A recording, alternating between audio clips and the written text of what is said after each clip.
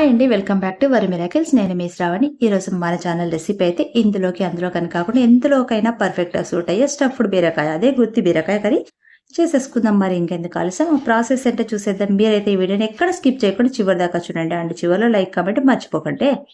ముందుగా ఈ స్టఫ్డ్ బీరకాయ కోసం అయితే నేను ఒక పొడుగున్న లేత బీరకాయని తీసుకున్న, దీన్ని శుభ్రంగా వాష్ చేసి పెట్టుకున్నాను. తర్వాత పైన ఉన్న పీల్ అయితే మొత్తంగా అంతా తీసేస్తున్నాను. నేను పీల్ అనేది ఉండడం వల్ల ఈ కర్రీకి సరిగా ఉడకదనమాట తొందరగా. ఇప్పుడు దీన్ని ఒక 2 ఇంచుల పొడవు ఉండేలాగా ముక్కలైతే చేసి పెట్టేసుకుందాం. నేను తీసుకున్న ఈ బీరకాయకైతే ఒక 10 ముక్కలు వచ్చాయి. కరెక్ట్ గా 10 ముక్కలు అంటే 10 వచ్చాయి అనమాట. సో ఇప్పుడు మనము ఈ బీరకాయ ముక్కల్లో నుంచి లోపలున్న పల్పునైతే మొత్తం అన్నిటిని కూడా తీసేసుకుందాము. పల్పును పడేయకండి, అది కర్రీలో మనం వాడుకోవాల్సి ఉంటుంది.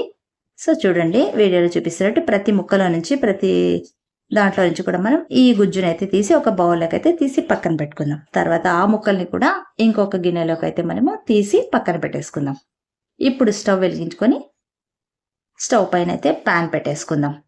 ప్యాన్లోకి ఒక 2 స్పూన్ల ఆయిల్ అయితే వేసుకొని అందులోకి 2-3 స్పూన్ల దాకా ఎండు కొబ్బరి ముక్కలు, 2 స్పూన్ల పల్లీలు, 7-8 వెల్లుల్లిపాయలు, 2 ఇంచుల అల్లం ముక్కలు, ఒక మీడియం సైజు ఉల్లిపాయను ముక్కలు చేసి వేసుకోండి, 2 టొమాటోల్ని ముక్కలు చేసి వేసుకోండి. ఇవన్నీ వేసుకున్న తర్వాత మీద కిందకు ఒకసారి బాగా లో ఫ్లేమ్ మీద కలపండి. తర్వాత ఇప్పుడు 1 స్పూన్ తెల్ల నువ్వులు కూడా యాడ్ చేసుకొని అవి చిటపటలు ఆడాకనే మనం కలుపుతూ ఉండాలన్నమాట. నువ్వులు వేసాక తొందరగా అయితే మనకు మాడిపోతాయి. సో ఇలా అన్ని కలిపేసుకున్నాం కదా, మొత్తం అంతా కూడా ముక్క మెత్తబడేదాకా కూడా ఇలా లో ఫ్లేమ్ మీదనే బాగా కలుపుకోండి. ఇవన్నీ ముక్కలు మెత్తబడినాయని మనకు అనిపించినప్పుడు మనము పక్కన తీసి పెట్టుకున్నాం కదా బీరకాయ గుజ్జు, దాన్ని కూడా ఇందులోకి యాడ్ చేసేసేయండి. ఈ పల్పునంతా కూడా యాడ్ చేసిన తర్వాత మళ్ళీ ఒకసారి ముక్కలన్నీ కూడా కలిసేలాగా, ఉల్లిపాయ టొమాటో ఈ ముక్కలన్నీ కూడా కలిసేలాగా ఒకసారి అంతా కూడా బాగా కలపండి. ఈ పల్పు అనేది చాలా తొందరగా ఉడికిపోతుంది, ఎక్కువ టైం అనేది తీసుకోదనమాట. సో ఇలా అంతా కలిపేసుకున్నాక బాగా స్ప్రెడ్ చేసేసుకొని మూత పెట్టి ఒక 2 నిమిషాల పాటు మెత్తబడినివ్వండి. 2 నిమిషాల తర్వాత మనం మూత తీసి చూసినట్టయితే చూసారు కదా, బీరకాయ పల్పు కూడా మెత్తగా మగ్గిపోయింది.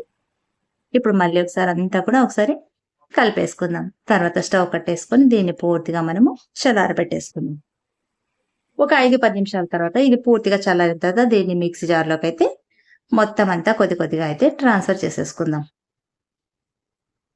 ఇలా మనమంతా కూడా మిక్సీ జార్లోకి వేసుకున్న తర్వాత ఇందులోకి రుచికి సరిపడా కాస్త సాల్ట్, పసుపు, మీరు తినగలిగినంత ఎండు కారము, 1-1.5 స్పూన్ దాకా ధనియా పౌడర్, ఇవన్నీ కూడా వేసుకొని పల్చగా కాకుండా కొంచెం థిక్గా పేస్ట్ లాగా చేసి పెట్టుకోండి మసాలాను.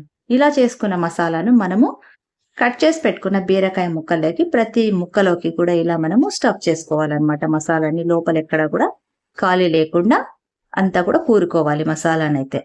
అందుకోసమే మసాలా కాస్త థిక్గా ఉన్నట్టయితేనే మనం ఎలా పెట్టేస్తే లోపల మసాలా అలా ఉంటుంది, అలాగే ఉడుకుతుంది అనమాట. అదే మసాలాను పల్చగా చేసుకున్నట్టయితే అటువైపు ఇటువైపు నుంచి కూడా ఓపెన్ అయ్యి అంతా బయటకు వచ్చేస్తుంది అనమాట మసాలా. అందుకే మసాలాను థిక్గా చేసేసుకోవాలన్నమాట. ఇలా అన్ని ముక్కలకు మనము స్టఫ్ చేసుకున్నాక మిగిలిన మసాలాని అలాగే పెట్టేసుకోండి. తర్వాత ఇప్పుడు స్టవ్ వెలిగి స్టవ్ పైన డీప్ కడాయి పెట్టుకుని 4-5 స్పూన్ల దాకా ఆయిల్ అయితే వేసుకుందాం. ఆయిల్ వేడెక్కాక 1 స్పూను పోపు దినుసులు, అలాగే కొద్దిగా ఉల్లిపాయ ముక్కలు, 2-3 పచ్చిమిరపకాయలు చీలికలుగా వేసుకుందాం. కరివేపాకు ఫ్రెష్ ఇది కూడా యాడ్ చేసుకుందాం. తర్వాత వాటితో పాటే మనం స్టఫ్ చేసి పెట్టుకున్న బీరకాయ ముక్కలు కూడా ఇందులో యాడ్ చేసేసుకుందాం. ఇలా బీరకాయ ముక్కలన్నీ కూడా మనము సర్దేసుకున్న తర్వాత మసాలా అనేది బయటకు రాకుండా వీటిని స్లోగా నెమ్మదిగా అన్ని కూడా ఆయిల్ పట్టేలాగా అన్ని ఒకసారి బాగా కలిపేసుకుందాం. సో నెమ్మదిగా కలపాలి, లేదంటే మసాలా బయటకు వస్తుంది. ఇప్పుడు మూత పెట్టి ఒక 5 నిమిషాల పాటు మగ్గనిద్దాం.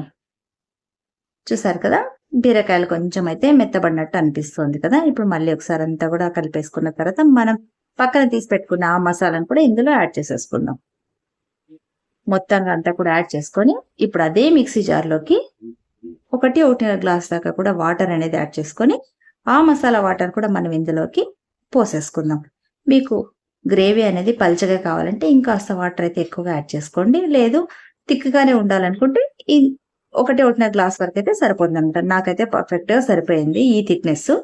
అప్పుడే మనము రోటీలోకైనా చపాతీలోకైనా టేస్ట్ అనేది బాగుంటుంది అనమాట.